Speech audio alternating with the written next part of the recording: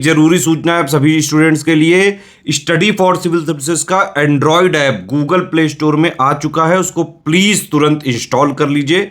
और अगर आप स्टडी फॉर सिविल सर्विसेज के सिर्फ ऐप से कोई भी कोर्स, कोई भी पीडीएफ परचेस करते हैं तो उसमें अप्लाई कूपन, अगर आप ज्ञान सर जो है आप उसमें अप्लाई करते हैं, ये कूपन कोड है, तो उसमें 20% फीस तुरंत माफ हो जाएगी, मतलब 20% डिस्काउंट तुरंत उसमें लग जाएगा।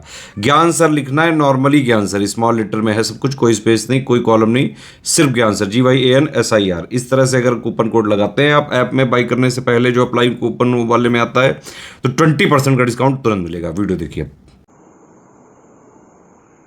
नमस्कार साथियों, स्वागत है आप सभी का स्टडी फॉर सिविल सर्विसेज में। आज हम बात करेंगे मौर्योत्तर काल में आंध्र सातवाहन वंश की।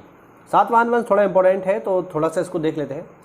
अगर हम आंध्र सातवाहन वंश के समय की बात करें तो इसका समय है 30 BC से लेकर के 250 AD तक, यानी 30 ईसा पूर्व से लेकर के 250 ईस्वी तक इनका समय है आंध्र सातवाहनों का।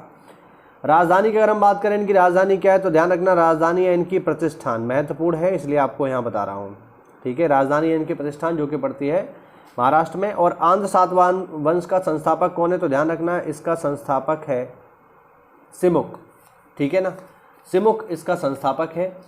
सिमुक ने क्या किया, सिमुक ने कंडव वंश के अंतिम शासक जिसका नाम था सुशर्मन, उसकी हत्या करके इस वंश की स्थापना करी। हमने लास्ट क्लास में पढ़ा था कि कंडव वंश के संस्थापक देवभूति कंडव वंश के संस्थापक वासुदेव ने शुंग वंश के अंतिम शासक देवभूति की हत्या कर दी और नए वंश की नींव डाली। इसी कंडव वंश का अंतिम शासक था सुशर्मन, जिसकी हत्या कर दी सिमुक ने और आंध्र सातवाहन वंश की नींव डाली। आई बात समझ में? इसमें देखिए इसका जो नाम है वो पुराणों में इसको कहा गया है आंध्र। पुराणों में नाम क्या मिलता है इसका, आंध्र। और अभिलेखों में इनको कहा गया है सातवाहन, इसीलिए इनका पूरा नाम क्या है, आंध्र सातवाहन। इसका जो पहला इंपॉर्टेंट शासक है साथियों, उसका नाम है शातकर्णी। कौन सा शासक है इसका पहला इंपॉर्टेंट, शातकर्णी। शातकर्णी के समय की इंपॉर्टेंट बात यह है कि इसने 2 अश्वमेध यज्ञ करे हैं तथा 1 राजसूय यज्ञ किया है। ध्यान रखना, 2 अश्वमेध यज्ञ, 1 राजसूय यज्ञ किया गया है शातकर्णी प्रथम के द्वारा।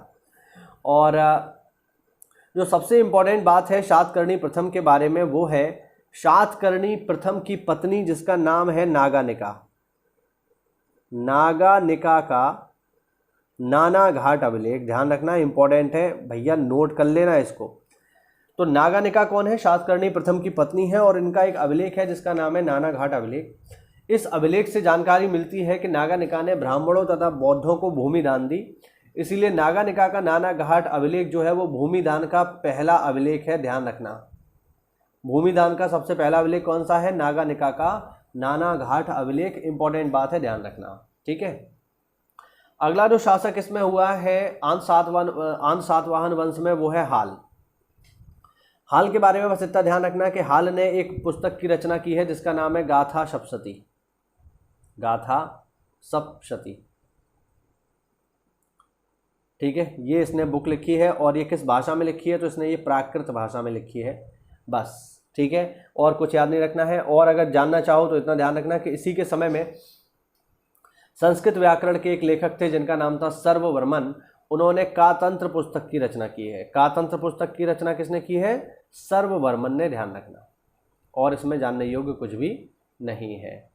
अगला जो शासक है साथियों वो है गौतमी पुत्र शातकर्णी। ध्यान रखना, गौतमी पुत्र शातकर्णी। यहाँ से जो आंध्र सातवाहन वंश के शासक हैं, उन्होंने अपने नाम के साथ अपनी माँ का नाम जोड़ना शुरू कर दिया है। तो ये गौतमी पुत्र का मतलब है कि इसकी माता का नाम गौतमी था। ठीक है, इसकी इंपॉर्टेंट बात है ये कि इसकी उपाधि क्या है। इसकी उपाधि है साथियों एकमात्र ब्राह्मण या अद्वितीय ब्राह्मण। ध्यान रखना,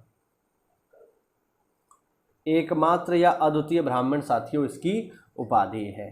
ठीक है, इसमें बस आपको इतना ही ध्यान रखना है, बस। ठीक है, चलिए आगे बढ़ते हैं। अगला जो इसमें शासक है उसको भी देख ही लो, लास्ट ही है, वो है साथियों यज्ञश्री शातकर्णी। जो अगला इसमें आंध्र सातवाहन वंश में जो शासक है वो है यज्ञश्री, श्री लिखना भूल गया मैं, यज्ञश्री शातकर्णी अगला शासक है। इसकी इंपॉर्टेंट बात यह है कि इसके जो सिक्के आए हैं उस पर जलयान अंकित है। जलयान मतलब जहाज, जहाज अंकित है इसके सिक्कों पर, जिससे हमें पता चलता है कि ये जल यात्रा और समुद्री व्यापार के प्रति इसके प्रेम का परिचायक है। ठीक है, तो ये हुए हमारे आंध्र सातवाहन वंश। आंध्र सातवाहन वंश के बाद जो अगला वंश गद्दी पर आया है साथियों वो है आभीर वंश। आभीर वंश, आभीर वंश में ज़्यादा कुछ नहीं है, आपको बस एक पॉइंट याद रखना है कि इस वंश का संस्थापक है ईश्वर सेन। ध्यान रखना, ईश्वर सेन इस वंश का संस्थापक है। और ईश्वर सेन जब गद्दी पर बैठा 248 और 249 ईस्वी में, ठीक है, 248 249 ईस्वी में जब ये गद्दी पर बैठा है तो इसने क्या किया, एक नया कैलेंडर जारी कर दिया जिसका नाम है कलचुरी चेदी संवत। ध्यान रखना, तो एक कैलेंडर इसने चलाया है जिसका नाम है कलचुरी चेदी संवत।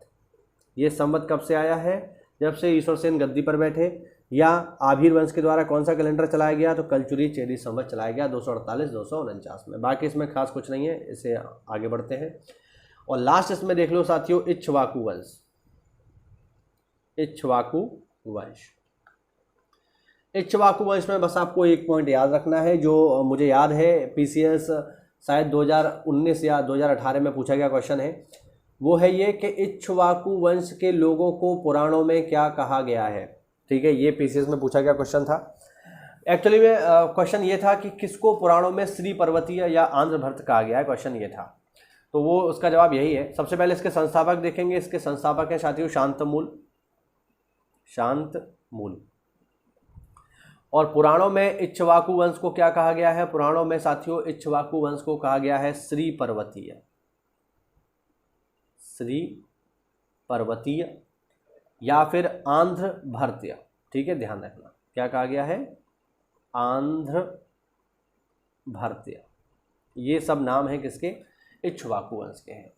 इसी के साथ हमारा मौर्योत्तर काल समाप्त होता है। पूरा का पूरा जितने भी इंपॉर्टेंट वंश थे सारे के सारे हमने पढ़ लिए।